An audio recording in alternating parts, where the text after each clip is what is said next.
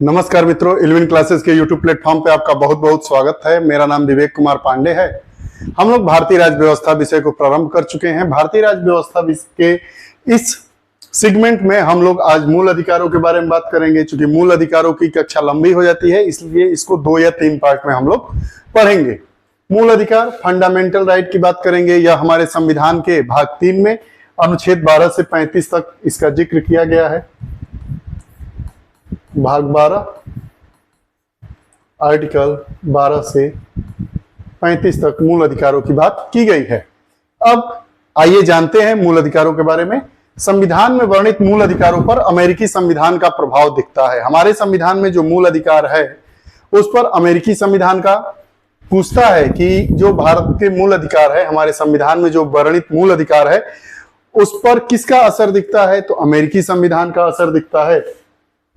संविधान सभा में मौलिक अधिकारों की जांच परख हेतु जेबी कृपलानी की अध्यक्षता में एक उप समिति का गठन किया गया था।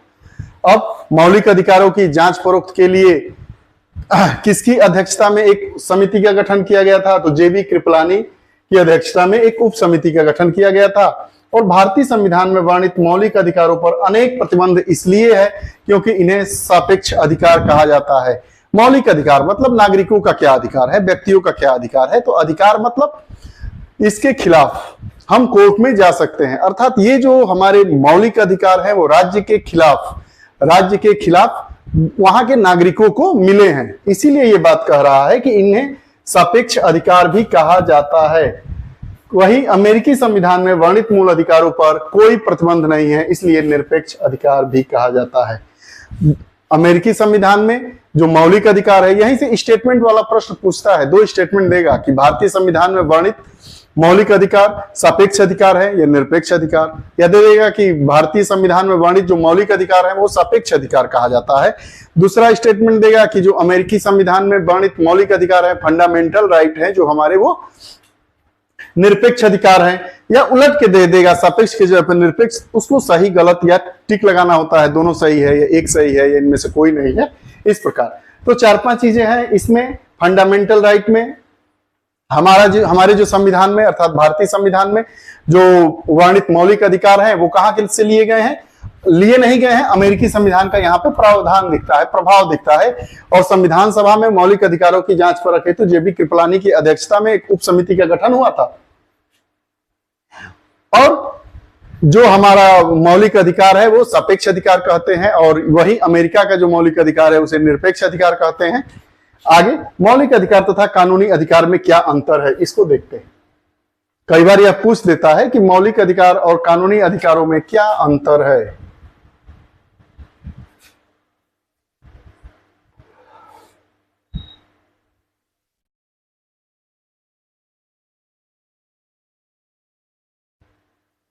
देखिए, मौलिक अधिकार और कानूनी अधिकार। मौलिक मतलब जन्म के समय ही जो मुझे प्राप्त हो जाता है, अर्थात हमारे देश में भारत में रहने वाले लोगों को जन्म के साथ ही जो अधिकार मिल जाते हैं वो मौलिक अधिकार हैं। और कानूनी अधिकार क्या है, दोनों में अंतर क्या है, कई बार पूछता है। मौलिक अधिकार जिन्हें मूल अधिकार भी कई बार कहा जाता है, कानून द्वारा संरक्षित और न्यायालय द्वारा बाध्यकारी होते हैं। कानून द्वारा संरक्षित और न्यायालय द्वारा बाध्यकारी होते हैं। इनके हनन पर सीधे सर्वोच्च न्यायालय में अनुच्छेद 32 के तहत मूल अधिकारों के हनन पर सीधे हम कहा जा सकते हैं, सर्वोच्च न्यायालय अनुच्छेद 32, और उच्च न्यायालय भी जा सकते हैं। उसके लिए अनुच्छेद 226 में इसका पूरा प्रावधान दिया गया है, आगे पढ़ेंगे भी। मौलिक अधिकारों के परिवर्तन के लिए सीधे संविधान संशोधन का सहारा लिया जाता है। ऐसा नहीं है कि हम पिछली कक्षा में पढ़े थे संविधान संशोधन अनुच्छेद 368 वाले में, तो बताया गया था कि जो हमारा जो मूलभूत ढांचा है उसमें परिवर्तन कैसे होता है। तो मूलभूत ढांचे में परिवर्तन के लिए कहां सीधे संविधान संशोधन का सहारा लिया जाता है। संविधान संशोधन करेंगे तब मौलिक अधिकारों में परिवर्तन की बात होगी। और वहीं जो कानूनी अधिकार हैं हमारे, जिसे विधिक अधिकार भी कहा जाता है, कानून द्वारा संरक्षित और न्यायालय द्वारा बाध्यकारी होते हैं। इनके उल्लंघन पर निचली अदालतों में भी जाया जाता है और सामान्य प्रक्रियाओं के अनुसार कार्रवाई होती है। जैसे सामान्य कार्रवाई होती है वैसे कार्रवाई होती है। विधिक प्रक्रिया है जो हमारी आईपीसी इंडियन पेनल कोड के अकॉर्डिंग। इन अधिकारों को विधायिका द्वारा बनाए गए सामान्य कानूनों से परिवर्तित किया जा सकता है। दो चीजें, कानूनी अधिकार और मौलिक अधिकारों में आपने अंतर को देखा। अब देखिए, कुछ मूल अधिकार ऐसे हैं जो केवल भारतीयों को मिले हैं, कुछ मूल अधिकार ऐसे हैं जो भारतीयों को और विदेशियों दोनों को मिले हैं। वही दे रहा है विदेशी व्यक्तियों को प्राप्त मूल अधिकार। मतलब ये जो अधिकार है ये नागरिकों को मिले हैं, ये जो अधिकार हैं वो यहाँ के भारत के जो सिटीजन हैं उनको मिले हैं। इसके साथ ही साथ विदेशियों को, या जिन्हें कोई विदेशी आएगा तो वो भारत में व्यक्ति होगा, नागरिक नहीं होगा, इसीलिए ये लिखा गया है। आइए देखते हैं, जिससे बार बार प्रश्न पूछता है कि कौन कौन ऐसे अधिकार हैं, मूल अधिकार जो केवल विदेशियों को प्राप्त हैं, केवल विदेशियों को प्राप्त हैं। मतलब भारत के लोगों को तो प्राप्त ही है, साथ ही साथ विदेशियों को भी प्राप्त है। देखिए अनुच्छेद 14, विधि के समक्ष समता और विधि का समान संरक्षण, अनुच्छेद 14। अनुच्छेद 20, अपराधों के लिए दोष सिद्धि में संरक्षण, अपराधों के लिए दोष सिद्धि में संरक्षण, अनुच्छेद 20। जीवन का अधिकार, जीवन जीने का अधिकार है, हमें अपने गरिमापूर्ण जीवन जीने का अधिकार है, अनुच्छेद 21। अनुच्छेद 23 और 24, शोषण के विरुद्ध जो अधिकार है वो भारतीयों को भी मिला है और विदेशियों को भी मिला है। अनुच्छेद 25, 23, 27 और 28, धर्म की स्वतंत्रता का अधिकार, ये 23 नहीं 26 है, 25, 26, 27, 28 धर्म की स्वतंत्रता का अधिकार। ये अनुच्छेद 14, समता का अधिकार, विधि के समक्ष समानता और विधि का समान संरक्षण। अनुच्छेद 20, अपराधों के लिए दोष सिद्धि में संरक्षण। अनुच्छेद 21, जीवन का अधिकार। अनुच्छेद 23 और 24, शोषण के विरुद्ध अधिकार। अनुच्छेद 25, 26, 27, 28 धर्म की स्वतंत्रता का अधिकार हमें भी प्राप्त है और विदेशियों को भी प्राप्त है, अर्थात व्यक्तियों को भी प्राप्त है। संविधान के भाग 3 में अनुच्छेद 12 से 35 तक मूल अधिकारों का विवरण है। संविधान में भाग 3 को भारत का मैग्ना कार्टा कहा गया है। भारत का मैग्ना कार्टा किस भाग को कहा गया है हमारे संविधान के? तो भाग 3 को कहा गया है। यह भी कई बार बार पूछा जाने वाला प्रश्न है, मोस्ट इंपॉर्टेंट। हमने जाना कि विदेशियों को कौन से अधिकार प्राप्त है। भारतीयों को तो सब मौलिक अधिकार प्राप्त है ही भारत के नागरिकों को, लेकिन विदेशियों कौन से? अनुच्छेद 14, अनुच्छेद 20, 21, 23, 24, 25, 26, 27, 28, 4, 2, 6, 1, 7, 8, 9 अधिकार ऐसे हैं जो प्राप्त हैं। उसके बाद मूल अधिकारों का तात्पर्य, अब आगे जानते हैं मूल अधिकारों का तात्पर्य क्या है। राजनीतिक लोकतंत्र की उन्नति से है। उसके बाद मूल अधिकारों के प्रावधानों का उल्लेख कानून की सरकार बनाना है, न कि व्यक्तियों की सरकार बनाना है। मूल अधिकार क्यों दिए गए हैं? क्योंकि व्यक्ति का शासन ना हो। किसका शासन हो? कानून का शासन हो। इसलिए मौलिक अधिकारों की महत्ता है। मूल अधिकार व्यक्ति के चहुमुखी विकास, चाहे वो भौतिक हो, चाहे बौद्धिक हो, चाहे आर्थिक हो, चाहे राजनीतिक हो, चाहे नैतिक हो, सबके लिए आवश्यक है। इसलिए हमारे संविधान में मूल अधिकारों को जगह दी गई है।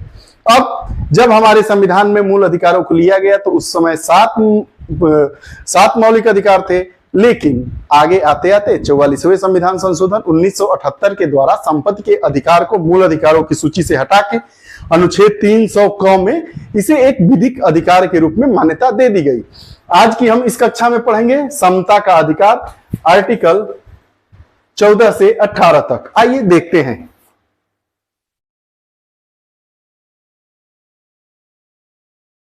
पहले देखिए 7 कौन से अधिकार थे। इसके बाद तुरंत हम बात करेंगे समता के अधिकार की। हमारे मूल संविधान में 7 प्रकार के मौलिक अधिकार थे। समता का अधिकार, स्वतंत्रता का अधिकार, शोषण के विरुद्ध अधिकार, धर्म की स्वतंत्रता का अधिकार, संस्कृति और शिक्षा संबंधी अधिकार, संपत्ति का अधिकार, सांविधिक उपचारों का अधिकार। अनुच्छेद 32 जो संपत्ति का अधिकार था, अनुच्छेद 31 इसे 44वें संविधान संशोधन 1978 के द्वारा मूल अधिकारों की सूची से हटा दिया गया। प्रश्न अगर ये पूछ लेता है कि हमारे मूल संविधान में कितने मूल अधिकार थे, तो 7, वर्तमान में 6। वर्तमान मतलब 1978 के बाद। आइए हम समता का अधिकार अनुच्छेद, आर्टिकल ये है, मिस प्रिंट है, 14 से 18 की आज बात करते हैं। इसके पहले मूल अधिकार की क्या क्या विशेषताएं हैं इसको देखेंगे।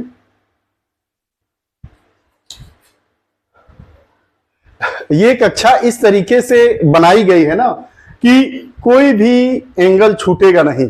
अगर फिर भी छूट जाता है तो आप अपने कमेंट में जरूर बताइएगा। मूल अधिकारों की विशेषता, मूल अधिकार नागरिकों के लिए उपलब्ध है, जबकि कुछ अधिकार विदेशी लोगों के लिए भी हैं। हमने देखा कि अनुच्छेद 14, उसके बाद 19, 20, 25, 26, 27, 28, 23 और 24 ये असीमित नहीं है लेकिन वाद योग्य होते हैं। मूल अधिकार ऐसा नहीं है कि ये असीमित है ना, असीमित नहीं है, मतलब इनकी संख्या सीमित है, इनके अधिकार क्षेत्र सीमित हैं, लेकिन उसके खिलाफ वाद योग्य होते हैं। मतलब हम सीधे अनुच्छेद 32 के तहत सुप्रीम कोर्ट और 226 के तहत हाई कोर्ट की शरण ले सकते हैं। कुछ मामलों को छोड़कर इनमें से ज्यादा अधिकार राज्य के मनमाने रवैये के खिलाफ है। इनमें से कुछ नकारात्मक विशेषता वाले तथा कुछ सकारात्मक विशेषता वाले होते हैं।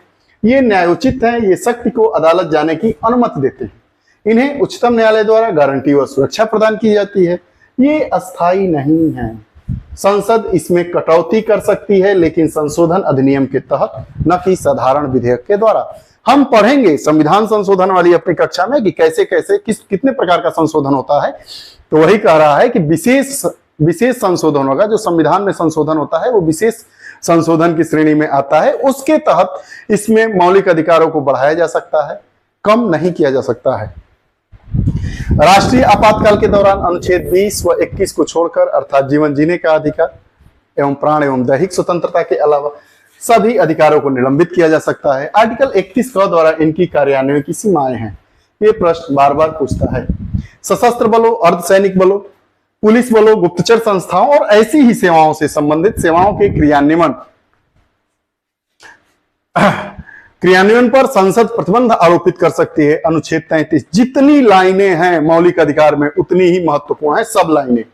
ऐसे इलाकों में इनका क्रियान्वयन रोका जा सकता है जहां फौजी कानून प्रभावी हो, जैसे अप्सा हो गया, आपका मणिपुर वाले क्षेत्र में था। इनमें से ज्यादातर अधिकार स्वयं परिवर्तित हैं, जबकि कुछ को कानूनी मदद से प्रभावी बनाया जाता है। कुछ तो जन्म के साथ ही हो गए, लेकिन कुछ को कानूनी प्रभाव से उसको क्या किया जाता है, उसको प्रभावी बनाया जाता है। ये रही इसकी विशेषता। अब आगे आइए देखते हैं। अब थोड़ा बहुत जानते हैं इसके बारे में कि राज्य की क्या परिभाषा है। हमारे संविधान के द्वारा राज्य की परिभाषा क्या दी गई है। उसके बाद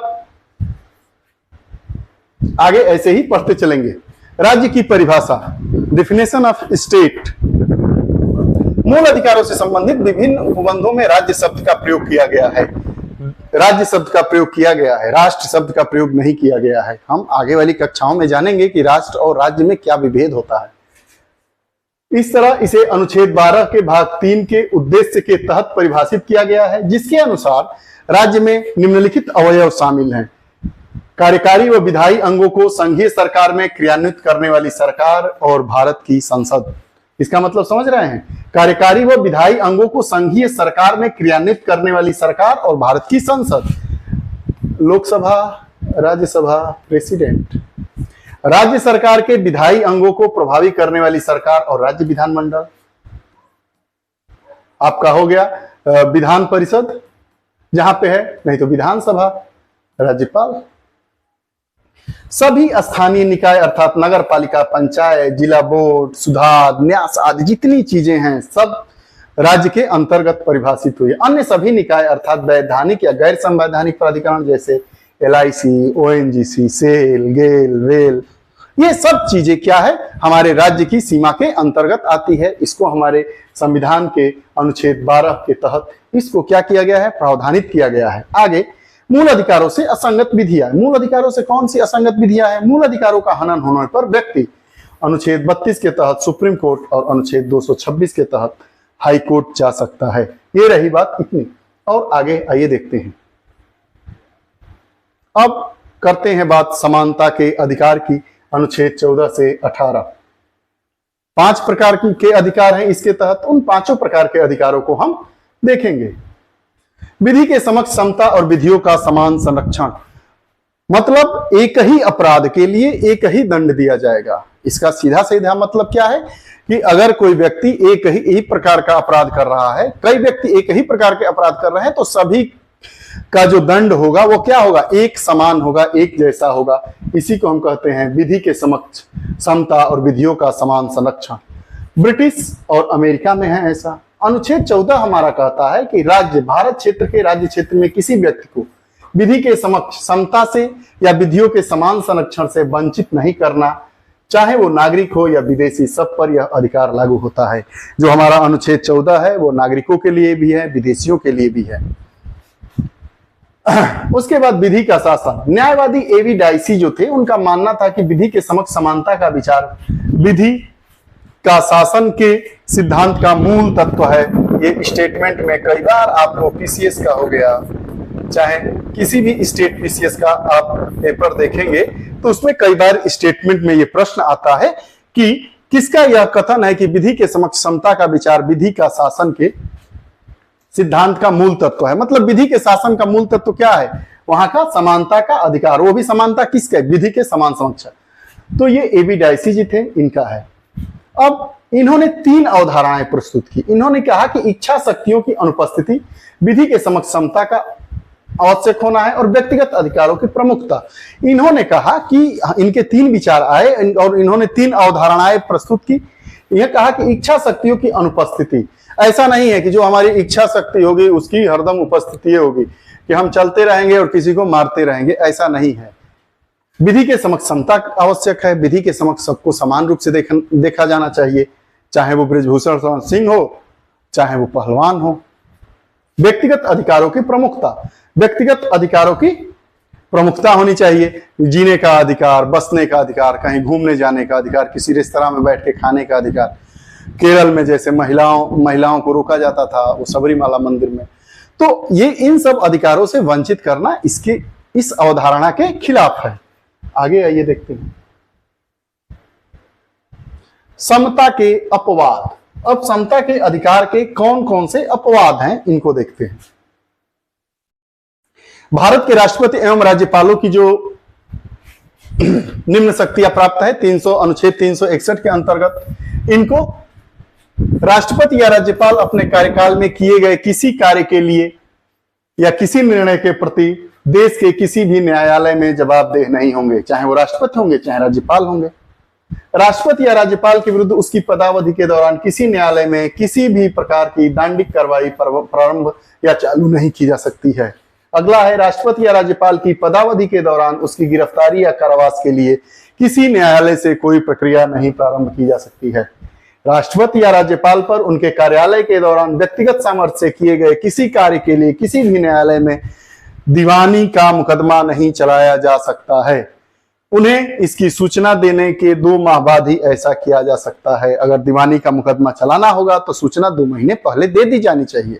यहां बात दीवानी का लिखा है, फौजदारी नहीं लिखा है। गौर दीजिएगा एक एक शब्दों पे। कोई भी व्यक्ति यदि संसद के या राज्य विधानसभा के दोनों सदनों या दोनों सदनों में से किसी एक की सत्य कार्रवाई से संबंधित विषय वस्तु का प्रकाशन समाचार पत्र में करता है तो उस पर किसी भी प्रकार की दीवानी या फौजदारी का मुकदमा देश के किसी भी न्यायालय में नहीं चलाया जा सकता है। जैसे अखबार में आप देखते हैं सदन की कार्रवाई में किसने क्या बोला, कार्रवाई में क्या हुआ, उसी की ये बात कर रहा है कि सदन में चल रही कार्रवाइयों की अगर सत्य प्रकाशन कोई करेगा तो उसे देश के किसी भी न्यायालय में उस मुकदमा नहीं चलाया जा सकता है। आगे, संसद में या उसको किसी समिति में संसद के किसी सदस्य द्वारा की गई किसी भी बात या दिए गए किसी मत के संबंध में उसके विरुद्ध किसी भी प्रकार की न्यायिक कार्रवाई नहीं की जा सकेगी, अनुच्छेद 105 है।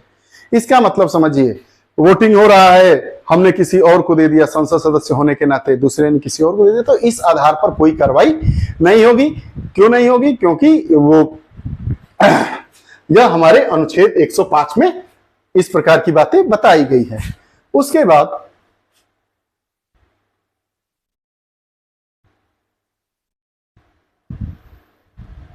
बाद राज्य के विधानमंडल में या उसकी किसी समिति में विधानमंडल के किसी सदस्य द्वारा कही गई किसी बात या दिए गए किसी मत के संबंध में उसके विरुद्ध न्यायालय में कोई कार्रवाई नहीं की जा सकेगी, अनुच्छेद 194। अनुच्छेद 31 अनुच्छेद 14 का अपवाद है। इसके अनुसार किसी राज्य विधानमंडल द्वारा नीति निर्देशक तत्वों के क्रियान्वयन के संबंध में यदि कोई नियम बनाया जाता है जिसमें अनुच्छेद 39 की धारा या उपधारा ग का समावेश है तो उस आधार पर उसे चुनौती नहीं दी जा सकती है कि वे अनुच्छेद 14 का उल्लंघन करते हैं। इस बारे में सर्वोच्च न्यायालय का कहना है कि जहां आर्टिकल 31 और 55 आता है वहां से अनुच्छेद 14 चला जाता है। मतलब अनुच्छेद 14 की यहाँ पे अनुपस्थिति हो जाती है। इस प्रकार की अगर बातें होती है विदेशी संप्रभु, शासक, राजदूत और कूटनीतिक व्यक्ति दीवानी एवं फौजदारी मुकदमों से मुक्त होंगे। ऐसा नहीं है कि भारत में किसी देश का दूतावास है तो वहां के अधिकारी पर हम मुकदमा कर देंगे, ना, ऐसा नहीं है, इससे छूट मिली है हमें। संयुक्त राष्ट्र संघ एवं इसकी एजेंसियों को भी कूटनीतिक मुक्ति प्राप्त है। अब कुछ अधिकारों पर विभेद का प्रतिषेध अधिकार है यहाँ पे।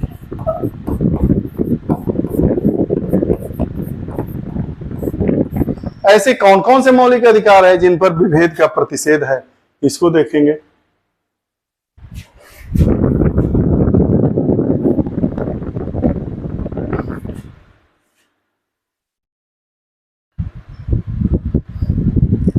देखिए, अनुच्छेद 15 के अनुसार राज्य किसी व्यक्ति के केवल धर्म, मूल, वंश, जाति या लिंग, जन्म स्थान को लेकर विभेद नहीं करेगा। राज्य किसी व्यक्ति के जन्म, लिंग, मूल स्थान, जाति पात के अनुसार विभेद नहीं करेगा। मतलब ऐसा नहीं करेगा कि अगर आप लड़का हैं तो आपको पहली पंक्ति में बैठाया जाएगा और लड़की हैं तो दूसरी पंक्ति में, या लड़कियों को पहले में लड़कों को दूसरे में, इस प्रकार का विभेद नहीं किया जाएगा। इसमें दो कठोर शब्दों की व्यवस्था है, विभेद और केवल। विभेद से प्रतिषेध के निम्न अपवाद हैं।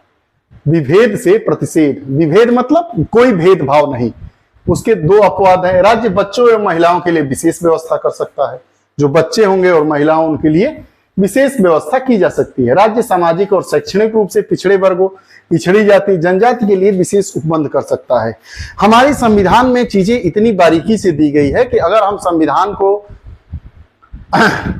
मानकर उनके अनुसार चलेंगे तो कोई वैमनस्यता नहीं होगी और हमारे राष्ट्र को विकसित होने से कोई नहीं रोक सकता है। राज्य सामाजिक एवं शैक्षिक रूप से पिछड़े लोगों या अनुसूचित जाति, जनजाति के लोगों के उत्थान के लिए शैक्षणिक संस्थाओं में प्रवेश के लिए छूट संबंधी कई नियम बना सकता है। इस समय आप देखे होंगे कि शैक्षणिक संस्थाओं में निःशुल्क गरीब बच्चों को एडमिशन होता है, बेसिक कार्यालय से उसका फॉर्म आता है और सूची मिल जाती है। आप जिस स्कूल में चाहें, उसके एक सीमा होती है, उस सीमा के अंतर्गत कुछ छात्र होते हैं, उनकी पूरे स्कूल की छात्र संख्या के रिस्पेक्ट में, और आप जाके एडमिशन करवा सकते हैं। उसी की बात कर रहा है। आगे, अंतिम प्रावधान को संविधान के 93वें संशोधन 2005 के द्वारा सम्मिलित किया गया है। ये जो प्रावधान है, इसके अनुसार उच्च शैक्षणिक संस्थानों में ओबीसी के लिए सीटें आरक्षित की गई हैं।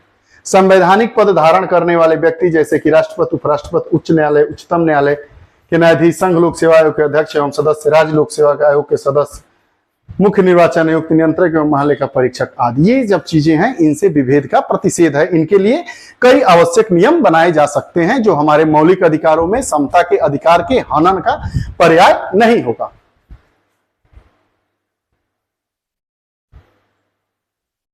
उसके बाद वर्ग ए या ग्रुप ए तथा ग्रुप बी की सेवा के क्लास अधिकारी, इससे बहुत बार प्रश्न पूछता है, इसको ख्याल करके ध्यान से देखना है। उसके बाद सार्वजनिक प्रतिष्ठानों, बैंकों, बीमा कंपनियों, विश्वविद्यालय आदि में कक्ष अधिकारी आदि, यह नियम निजी कंपनियों में कार्यरत अधिकारियों पर भी लागू होता है। सेना में कर्नल या उससे ऊपर के रैंक के अधिकारी या नौसेना, वायुसेना एवं अर्धसैनिक बलों में समान रैंक का जो अधिकारी होता है, डॉक्टर, अधिवक्ता, इंजीनियर, कलाकार, लेखक, सलाहकार आदि प्रकार के पेशेवर, व्यापार, वाणिज्य एवं उद्योग में लगे व्यक्ति, शहरी क्षेत्रों में जिन लोगों के पास भवन है, जिनके पास एक निश्चित सीमा से अधिक की कृषि भूमि है या रिक्त भूमि रखने वाले, जिन लोगों की सालाना आय 4.5 लाख रुपए से अधिक है, क्रीमी लेयर की बात करने लगा। अब आगे आइए। उसके बाद लोक नियोजन के विषय में अवसर की समता के साधारण नियम में 3 अपवाद है। संसद किसी विशेष रोजगार के लिए निवास की शर्त निर्धारित कर सकती है। इसके उदाहरण तेलंगाना एवं आंध्र प्रदेश हैं। राज्य नियुक्तियों के आरक्षण की व्यवस्था कर सकता है कि किस पद पर कितने आरक्षण की व्यवस्था होगी। जैसे हमारे यहाँ व्यवस्था है 50% से ज्यादा आरक्षण नहीं होना चाहिए, लेकिन कुछ विशेष राज्यों में 50% से भी ज्यादा आरक्षण की व्यवस्था की गई है। राज्य में समान प्रतिनिधित्व नहीं है। विधि के तहत किसी संस्था या इसके कार्यकारी सदस्य या किसी धार्मिक आधार पर व्यवस्था की जा सकती है। मंडलायुक्त, मंडल आयोग और उसके परिणाम।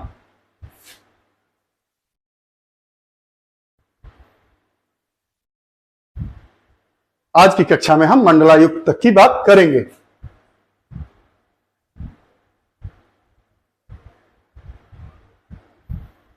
देखिए मंडल आयोग और उसके परिणाम। मंडल आयोग कब बना था, उसके क्या परिणाम हुए? तो 1979 में मोरारजी देसाई की सरकार थी, तो उन्होंने द्वितीय पिछड़ा वर्ग आयोग का गठन किया था, जिसके सदस्य वीपी मंडल की अध्यक्षता में किया गया था। आयोग ने अपनी रिपोर्ट 1980 में दी, एक वर्ष बाद, और 3743 जातियों की पहचान की जो सामाजिक और शैक्षणिक आधार पर पिछड़ी थी। मंडल आयोग का गठन किया गया था, वीपी मंडल उसके अध्यक्ष थे। इन्होंने 1980 में अपनी रिपोर्ट दी। 1980 में इन्होंने रिपोर्ट में बताया कि 3743 ऐसी जातियां हैं जो सामाजिक और शैक्षणिक आधार पर पिछड़ी थी, और जनसंख्या में इनका प्रतिशत 52% था, जिसमें अनुसूचित जाति और जनजाति शामिल नहीं थी। मतलब एससी और एसटी शामिल नहीं थी। ऐसे कितने लोग थे इसके बाहर? 52% लोग थे। तो पिछड़े वर्गों के लिए इन्होंने 27% आरक्षण की व्यवस्था की, जो आज के आरक्षण की व्यवस्था में लागू है। प्रसिद्ध मंडल केस 1992 में अनुच्छेद 16 के विस्तार एवं व्यवस्था पिछड़े वर्गों के पक्ष में जिस रोजगार आरक्षण की व्यवस्था की गई, उसका परीक्षण सुप्रीम कोर्ट द्वारा किया गया। कुल आरक्षण कोटा जैसे आपको बताया गया था कि 50% से अधिक नहीं होना चाहिए, प्रोन्नति में कोई नहीं होना चाहिए। अन्य पिछड़े वर्गों के क्रीमी लेयर से संबंधित लोगों के आरक्षण की सुविधा नहीं मिलेगी। क्रीमी लेयर क्या होता है? समाज में जो ओबीसी वर्ग के लोग ऊपर उठ गए हैं तो उनको आरक्षण नहीं दिया जाएगा। जैसे आईएएस, अगर किसी के कोई ओबीसी है, वो आईएएस है, तो उसके जो बच्चे होंगे, पाले होंगे, वो क्रीमी लेयर के अंतर्गत आएंगे और उनको यह ओबीसी वाली जो सुविधाएं मिलेगी आरक्षण की, उस व्यवस्था से ये लोग बाहर होंगे। उसी की ये बात कर रहा है। एक अस्थायी गैर विधायी इकाई होनी चाहिए। आज की कक्षा में हम अनुच्छेद 14 के बारे में बात किए, समता के अधिकार, विधि के समक्ष समता, उसके क्या अपवाद है, उसमें क्या विभेद है, मंडल आयोग की क्या सिफारिश, उसके परिणाम क्या आए।